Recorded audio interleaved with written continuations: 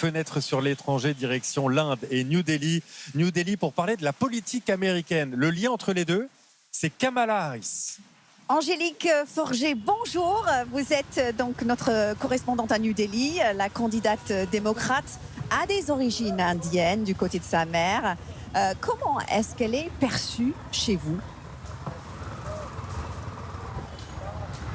Bonjour Louise, et oui, Kamala Harris, vous le savez, a des origines jamaïcaines par son père et indiennes donc par sa mère. Elle vient du sud du pays et a émigré vers les États-Unis quand elle avait 19 ans. Alors évidemment ici, cette indianité de la candidate à la présidentielle américaine intéresse beaucoup les médias, les grands journaux. Ils sont tous allés de leurs articles sur les racines indiennes de Kamala Harris, mais elle reste tout de même bien moins connue que son grand rival, l'ancien président Donald Trump, sauf bien sûr dans le village dont sa famille est originaire. Regardez, on vous emmène sur cette trace. C'est signé Krishna Pandey et Bhavan Goswami. Dans les rues de New Delhi, le visage de la candidate démocrate à l'élection présidentielle américaine, vous savez qui c'est ? C'est la première fois que je la vois. N'est pas encore vraiment connue de tous. Elle est américaine, je crois, mais je ne sais pas qui c'est. C'est la femme de Barack Obama, non ? Je crois qu'elle est italienne.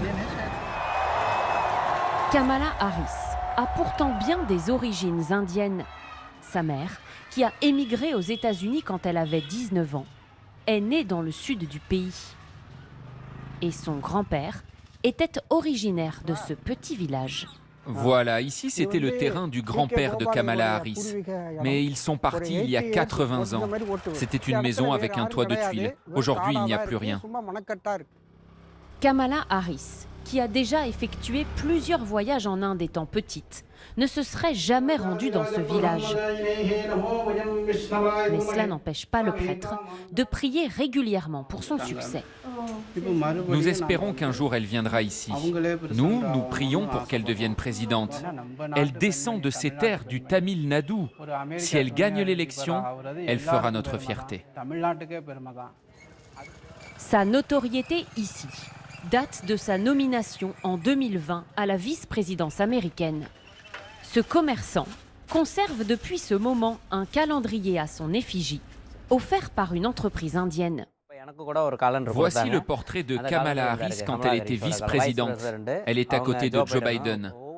Vous savez, ici, certaines de mes clientes sont des jeunes filles. Je leur dis, faites comme Kamala Harris, croyez en votre réussite. Que ce soit à l'étranger ou en Inde, battez-vous toujours pour gagner. En cas de victoire de Kamala Harris à la présidentielle, les habitants du village l'ont promis. Ils organiseront ici une grande fête pour célébrer son élection. Génial de pouvoir se rendre aux origines de Kamala Harris. Angélique Forget à New Delhi. Est-ce qu'elle est fière de ses origines, Kamala Harris ? Est-ce qu'elle les met particulièrement en avant ? On parle souvent dans ses discours, dans ses mémoires qu'elle a publiées en 2019. Pour autant, Kamala Harris est de liens très forts avec lui. Elle n'a plus aucun membre de sa famille directe qui vit ici. Aux États-Unis, elle n'a pas grandi indienne, elle ne pratique pas de rituels religieux et sa langue maternelle, c'est l'anglais. Mais si elle est si fière de ses origines indiennes, c'est parce qu'elle est très fière de sa maman dont elle était très proche. C'est elle qui l'a élevée seule avec sa sœur. C'est elle également, cette médecin, chercheuse en oncologie, qui a très tôt été impliquée dans la politique antiraciale. Et c'est elle, plus que son père jamaïcain, qui l'a initiée à ces questions-là. Merci beaucoup.